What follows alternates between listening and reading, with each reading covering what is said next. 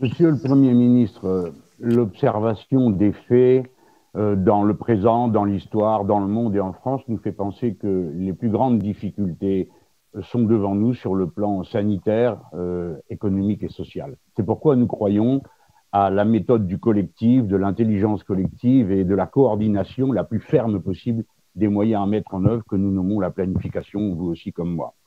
C'est pourquoi il est important que vous ayez abordé la question du déconfinement sur lequel nous vous interpellons depuis plusieurs jours, parce que mieux sera prévu et organisé le déconfinement, mieux sera supporté le confinement. C'est de la psychologie humaine élémentaire.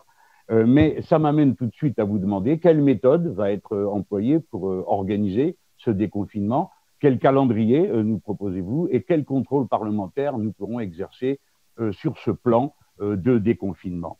Mais pour les mesures immédiates, toujours dans l'esprit de la planification, êtes-vous prêt à nationaliser l'entreprise Luxfer qui est fermée, dont les salariés sont prêts à retourner au travail demain pour produire les bouteilles les plus légères d'oxygène médical qui puissent être produites en Europe? Êtes-vous prêt à nationaliser l'entreprise Famar qui produit 12 des médicaments dont nous avons le plus besoin dans l'urgence pour ne pas sombrer dans la pénurie dont certains nous disent que nous sommes menacés?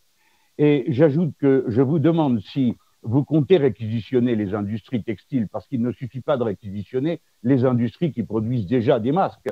Il s'agit d'en produire des dizaines, des centaines de milliers de plus avec nos chaînes de production qui existent encore en France. Et la même question se pose pour l'industrie pharmaceutique. J'achève avec une pensée pour les salariés qui vont au travail. 60% de la population active continue à y aller.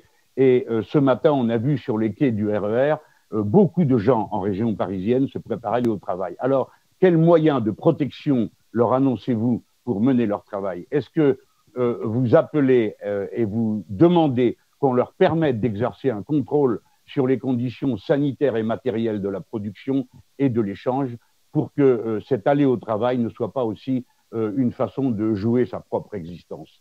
Voilà, Monsieur le Premier ministre, la planification était pendant un temps une des spécialités et une des forces de la France, telle qu'elle avait été mise en place à la Libération et puis ensuite par le général de Gaulle.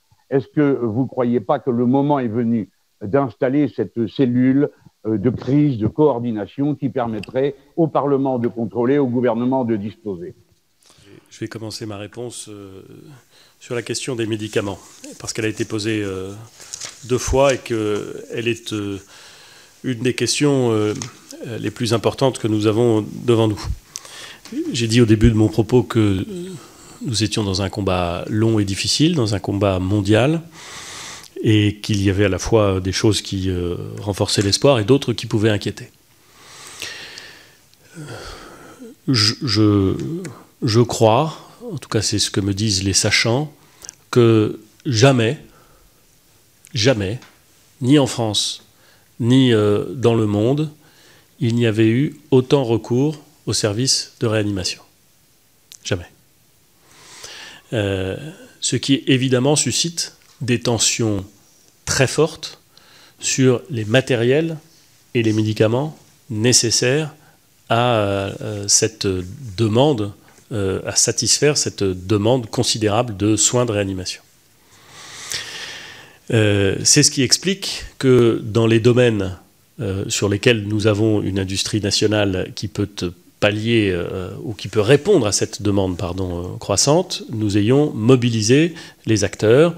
C'est le cas avec des commandes supplémentaires s'agissant des respirateurs à destination des entreprises françaises qui savent les construire. C'est aussi le cas lorsque des acteurs industriels français ont choisi de réorienter une partie de leur production pour répondre à cette demande croissante. S'agissant des médicaments, on l'a dit, pour certaines de ces molécules, la demande mondiale a augmenté en quelques semaines de l'ordre de 2000%. C'est dire que l'ensemble des systèmes vont être soumis à un stress absolument considérable. Pour faire face à cette demande croissante, nous avons choisi d'abord de mobiliser les stocks dont disposent les industriels et dont les industriels doivent disposer sur notre territoire puisqu'il s'agit de produits importants. Nous avons choisi d'organiser un plan national qui permet de grouper l'ensemble des commandes au niveau national et donc d'utiliser la puissance de la commande groupée, ainsi d'ailleurs que la puissance de la diplomatie française lorsque les fournisseurs sont à l'étranger.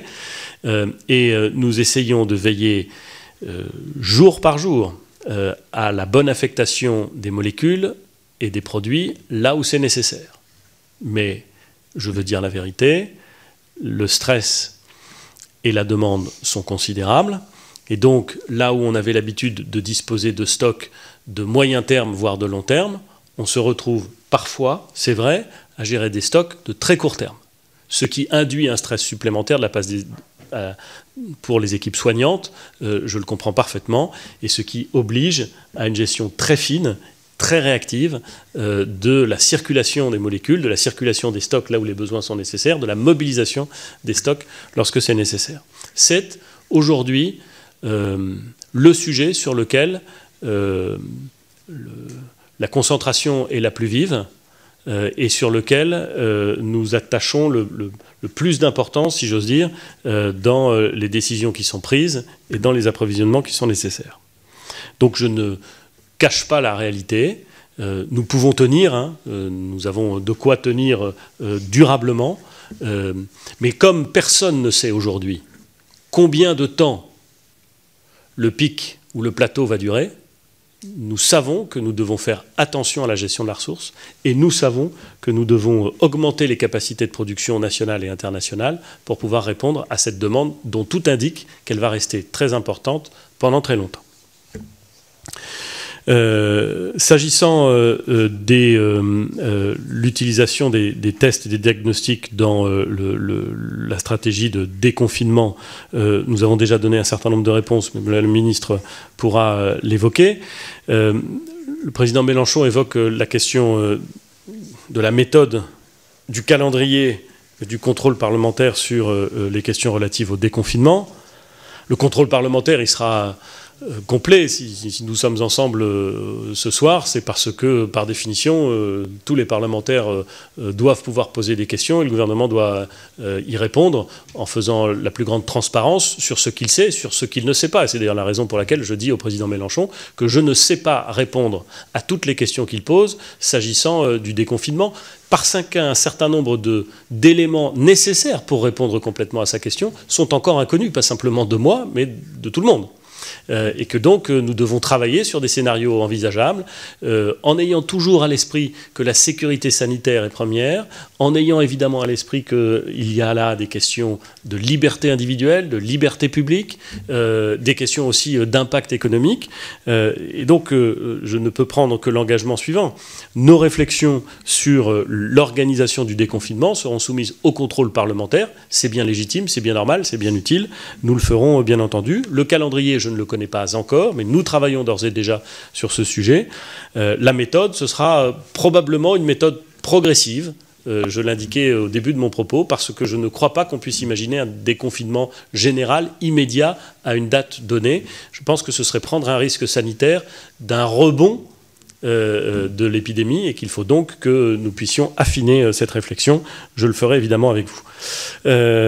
Sur la sécurité des travailleurs, qui est évidemment un sujet très important, car le confinement doit préserver la santé, doit nous permettre de limiter le nombre de cas sévères et le nombre d'admissions en service de réanimation, mais il ne doit pas interrompre la continuité de la nation. Il faut donc que l'activité économique, une activité économique minimale, puisse se poursuivre. C'est évidemment compliqué à organiser, puisqu'il ne faut pas mettre en danger la santé de nos concitoyens, mais c'est nécessaire, car si l'activité économique s'interrompait, à la fin, c'est la santé de nos concitoyens qui serait menacée. Parce que les chaînes d'approvisionnement ne fonctionneraient plus, parce que les pénuries se multiplieraient, et que nous nous retrouverions dans une situation plus délicate encore. C'est la raison pour laquelle, au ministère du Travail, et en bonne intelligence avec l'ensemble des acteurs économiques, nous essayons de construire des guides, les bonnes pratiques, sur la façon d'organiser les méthodes pour respecter la santé, pour évidemment garantir la sécurité sanitaire de nos concitoyens. Cette discussion, elle doit aussi intervenir dans les entreprises.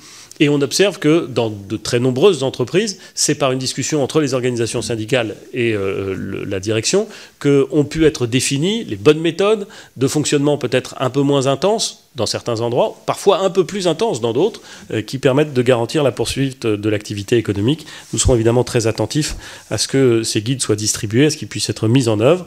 Et c'est la raison pour laquelle nous avons engagé la production de masques alternatifs.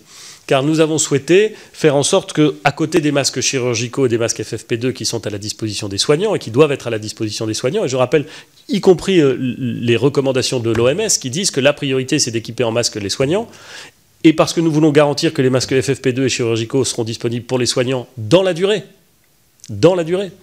que nous avons encouragé vivement l'industrie française à produire des masques alternatifs, des masques qui s'appellent les masques de catégorie 3 et de catégorie 4, qui sont des masques en tissu, mais qui répondent à des spécifications de production et d'usage qui permettront de garantir la sécurité de tous ceux qui travaillent avec ces masques, mais qui ne sont pas en contact, comme les soignants, avec un très grand nombre de malades. Ces masques, ils ont été testés, ils sont testés notamment par la DGA, par l'APAV, par l'Institut français du textile et de l'habillement. Nous avons aujourd'hui, je vous donne les chiffres au 30 mars, au début nous peignions nous avions parfois du mal à trouver les entreprises industrielles qui voulaient s'engager en la matière. Aujourd'hui, l'effort national est en train d'être lancé, et ça c'est une excellente nouvelle. 81 prototypes ont été proposés par 45 entreprises qui répondent aux exigences. Nous avons 179 entreprises au total qui s'engagent à la production de ces masques alternatifs, dont certains pourront être lavables au moins 5 fois et permettront donc d'atteindre une capacité quotidienne de production d'1 million de masques d'ici fin avril. C'est aussi avec ces masques que nous allons pouvoir faciliter le retour au travail, le déconfinement, la poursuite de l'activité économique, puisqu'ils s'adressent à ceux qui ne sont pas soignants. Il y a là quelque chose qui est en train de fonctionner, et je peux même indiquer qu'un certain nombre d'autres pays nous demandent comment est-ce que nous avons testé et certifié ces masques. Et évidemment, nous sommes à leur disposition. Mais l'important, c'est d'augmenter la production nationale. Et je le dis au président Mélenchon, augmenter la production nationale, ça ne passe pas nécessairement par la réquisition ou par la nationalisation. Quand il faut réquisitionner, nous le faisons. Nous l'avons fait sur les masques au début du mois de mars, pour éviter que la production nationale et les stocks ne partent à l'étranger. Car nous savions qu'il nous fallait garantir un stock minimal de façon à pouvoir servir les soignants. Donc lorsqu'il faut réquisitionner, nous le faisons. Mais nous savons également que la réquisition, le cas échéant la nationalisation, désorganise parfois les flux de production. Et qu'il faut donc vérifier que nous n'allons pas, pour répondre à ce qui est parfois un souhait... je ne dirais pas idéologique, parce que je ne voudrais pas frapper le président Mélenchon, mais enfin, que l'important, c'est l'effet obtenu beaucoup plus que la solution juridique, nationalisation ou réquisition. Et il nous paraît, l'exemple des masques en textile l'illustre, que sans réquisitionner, sans nationaliser, on peut mobiliser le tissu productif national et obtenir des résultats qui sont intéressants. Juste pour aborder rapidement la question de l'entreprise Famar, dont il a été question, et il en est question régulièrement, cette entreprise de 250 salariés qui est en redressement judiciaire depuis le mois de juin, qui produit non pas de l'hydroxychloroquine, qui est la molécule dont il est souvent question, mais de la chloroquine, qui reste néanmoins un antipaludéen tout à fait indispensable, et qui produit aussi d'autres médicaments, dont certains sont très intéressants dans les maladies virales potentiellement. Vous assurer que nous regardons de très près toutes les conditions de reprise. Il y a des pistes de reprise pour cette entreprise. Et enfin, j'en profite pour saluer une grande entreprise française qui travaille nuit et jour pour être capable de produire tous les médicaments essentiels. L'industrie pharmaceutique est volontiers pointée du doigt. J'aimerais qu'elle soit pointée de façon positive. Et je remercie notamment l'entreprise Sanofi qui est active en permanence sur notre territoire et ses salariés qui continuent de venir au travail pour produire les médicaments essentiels pour les Français, parmi lesquels des médicaments dont on espère qu'ils apporteront une réponse dans le cadre de l'épidémie qui nous occupe.